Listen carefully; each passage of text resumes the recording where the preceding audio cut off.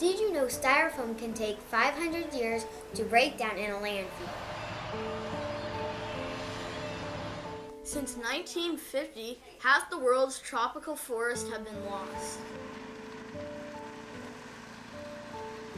In most households, about 40% of the water is literally flushed down the toilet. If a faucet leaks 60 drops per minute, you could waste almost 200 gallons of water per month. 1/4 of motor oil can contaminate up to If everyone 2 lived like an million average gallons of American, it would take 5 planets to sustain Every kind of ourselves. recycled paper saves almost 400 gallons of oil. Americans use an estimated 2.5 million plastic bottles per hour, and hardly any of it gets recycled. Everyone talks about saving the planet, but it's really about saving the people on the planet. It's about saving our own humanity so that we can exist here. Whether it's your children, saving money, clean air, clean water, no matter what your motivation is, that's where I think sustainability can tie it all together. 2600 is a great example of a team doing the right thing from the very beginning. We didn't go into this expecting an economic benefit.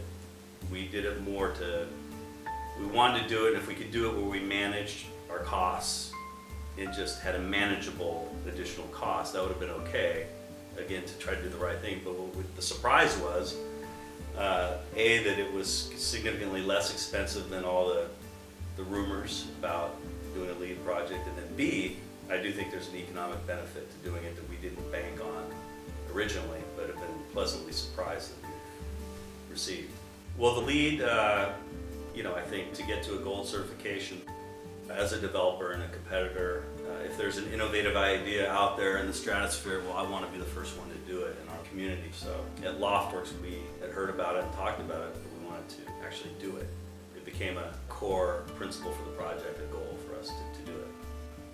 I don't think it's a fad, I don't think it's a trend, and I think that the future is going to be you're at a distinct disadvantage if you're not. And this was not just a developer-driven goal, this was a team goal, which Lionakis is a significant part of our team. It's pretty easy to make team decisions when all the team members think alike, have aligned goals. I think it's fair to say that the owners of 2600 paid a slight increase in first costs to build a LEED Gold certified building in Midtown Sacramento. That small premium that they paid has already paid for itself, but they're also going to be seeing the benefits in terms of energy and water costs year after year after year. This project is making a big difference, both inside and outside the building. About 38% of all the products in this project use recycled content. Having access to natural daylight, when you tie the daylight into the electrical controls for lighting, you're also saving energy. There's 38% less water inside the building, 50% less water outside the building.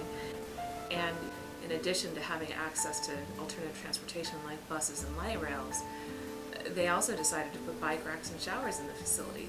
People always ask me, well, what's it going to cost me to go green? And there's no simple answer to that. If you start early and you've got a good team and you make good decisions, it's probably not going to cost you much of anything to go green. But if you wait to the end and decide, oh, now I want green, it's going to cost you some extra money, and it's probably really not going to be all that green.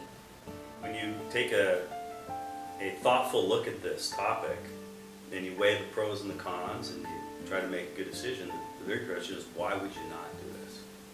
It speaks for itself. It's just that easy to do the right thing. So not only are you benefiting your employees, you're benefiting your electric bills, you're benefiting the environment. It's just, everybody wins. There is only one Earth, so why don't we just take care of it?